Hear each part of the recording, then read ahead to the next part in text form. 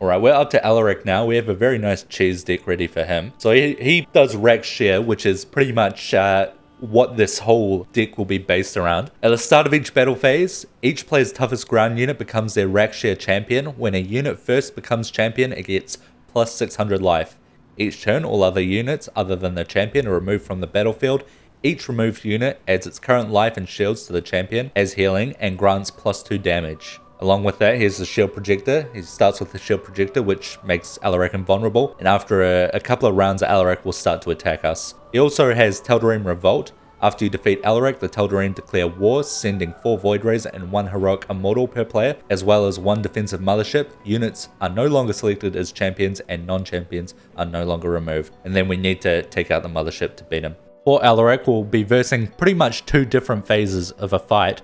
The first phase being revolt around the champion effect that he has, and we'll be making use of that to abuse it with cards like the Infested Horde here that will spawn a ton of units, get us a ton of extra damage on single targets, or cards like Broodlings that have a similar effect, just spawning a ton of units to really buff our champion unit, with the occasional evolution effect, particularly Gorge and Digestive Acid, that can give our champion an incredible amount of tankiness, pretty much impossible to kill if we end up playing either Gorge or Digestive Acid on them, as long as we keep spawning units. For the second phase, we'll be versing the Death Fleet, very powerful Air Force that he sends at us. We'll be making use of hopefully Acidic Spire early on to start building up a Scourge count in our hand. If not, we also have a lot of other anti-air effects catered towards dealing with the Death Fleet. All who oppose me shall suffer. Alright, pretty good opening hand. Usually what we're going to be looking for is swarm units, ground swarm units like Zerglings and such. Little bit of an Acidic Spire is always nice. We can use that to start ramping up our Scourge potential for the Death Fleet wave. We have nothing to swarm the ground at the moment, so it is a little bit concerning. We're going to work towards the Acidic Spire. A little bit concerning that we've got absolutely nothing. We are going to have to draw something. We have a few turns before Alarak moves out. If he plays a champion, I don't think I've ever seen him play it on the first turn, but he can play Supplicants next turn perhaps. And then a turn after he's probably going to play, if he doesn't play Supplicants, he'll probably play an Adept or a Stalker or something. We got some Zerglings, very nice. We'll go for the Acidic Spire to get that Scourge Ball rolling. That'll help out a lot. He doesn't play anything either, so no pressure. We don't want to kill him too early. It is going to be a couple of turns before we can play something, it seems. We don't want to kill him too early because the Death Fleet, it doesn't scale in power. Whenever you activate it, it always is going to have the same power. So killing Alarak earlier is always a worse thing. Looks like we won't be, we will overdraw. Do we care about that? I mean, we're kind of happy with what we have. We have enough swarm, I think.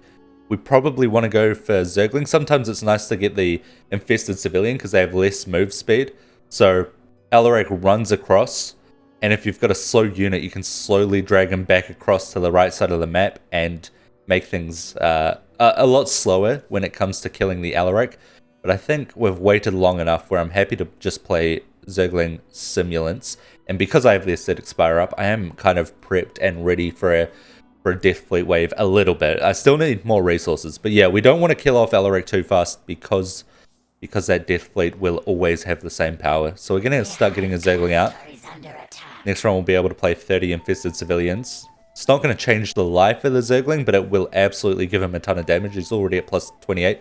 Because he's already got a Stalker and Alarak across here, I might have to actually... the Zerglings might die before I can... No, I'll probably kill a Stalker pretty fast, because I'm going to play 30 Infested Civilians, and then Alarak will slowly start getting dragged across to the right side of the map. So how much damage do we have now? Oh, and he wrapped around. That's really nice. Plus 88. So yeah, we'll get through that Stalker fast. Alarak can't kill the Zergling on his own throughout an entire battle phase. He'll never kill the Zergling on his own. However, with the Stalker's extra damage, he could if I was standing still. Fortunately, I'm running across. How much do we want to buff the Zergling is the question. I kind of want to get things out of my hand so I can start drawing more air. Yeah, it's kind of annoying. Do I want to just dump Neural Parasite and Digestive Acid? Probably not. Maybe I do just give extra damage and say, fuck it, I'm gonna leak. Or rather, I'm gonna overdraw a Scourge. We're not drawing many Scourge at the moment. It's either that or maybe I do dump it. Neural Parasite can be nice for the Death Fleet wave. If I play this, I overdraw and I kill Alarak faster. I might be able to get a whole turn out extra if I don't play this now. You know what? I'm going to play the Zergling Stimulants and Neural Parasite. I'm just going to get Neural Parasite out of my hand. He doesn't even play anything. Okay, that's fine. That's fine. Means he could have some scary cards to combo with the Death Fleet Wave, but we'll see. So we're going to eat through this pretty fast. Hopefully we don't kill Alarak here. Nice, we don't. So we've got an extra turn to work with. I mean, as we kill him, he's not going to wait to play cards. The Death Fleet will immediately spawn. So we have to take that into account. It is going to spawn an Immortal, a Heroic Immortal. But unfortunately, the Mothership gives Cloak. So I probably won't be able to kill it with the Zergling. Can't play Corruptors yet because it'll just get eaten. I don't really need Mutalisks, but maybe it's worth dumping.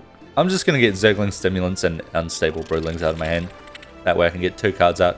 Alright, he's going to play a Colossus. Here comes the Death Fleet. Oh no, it didn't cloak it. I swear I've seen it cloak before. Am I insane? Maybe I am. Anyway, we kill the Immortal, so it's fine. Maybe it doesn't cloak. That's okay, that's okay. Now the Mothership will it will defend this area. It'll be on defense. The Void Rays will come across. He still has a Heroic unit. Or a champion unit, which I don't anymore. It still gets a buff. It's not going to get further buffed, but it does have what it's already had before we triggered Death Fleet. But fortunately it's a Colossus, so actually I could just go really heavy for air, can't I? Maybe I should have been going more gas. This is a very gas expensive hand. I reckon I will do something like this. Try and get all these cards. Hopefully... Yeah, okay, we can guarantee this the Restless Eggs to hit the Scourge Cloud. So this will get a lot of units out now. And these coming up infested civilians will help hold off any ground units. This is like the Stalkers, which is nice. Okay, we do crash into the Mothership instead of taking out the Colossus. A bit annoying, because we're not going to be able to kill the Mothership yet. I don't believe the Colossus counts as an enemy air unit, so I'm not going to use the Brutalisk here. I reckon I just go for the Corruptors. We didn't get the Scourge, unfortunately. Mutalisk is okay, though. I reckon I have to go gas here. Even though I would love to play the Infestation Spreaders, I kind of need to prime myself to be able to play more gas cards in the coming turns.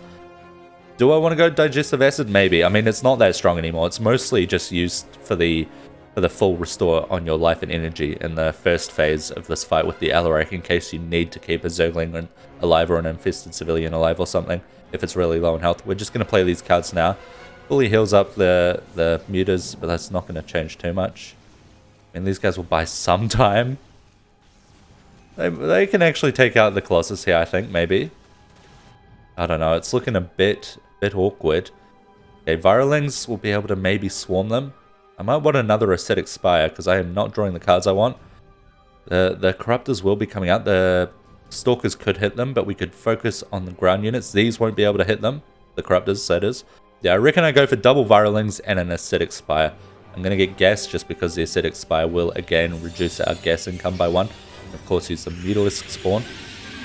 So these guys should eat up the Stalkers' attention. Corruptors will take this out eventually.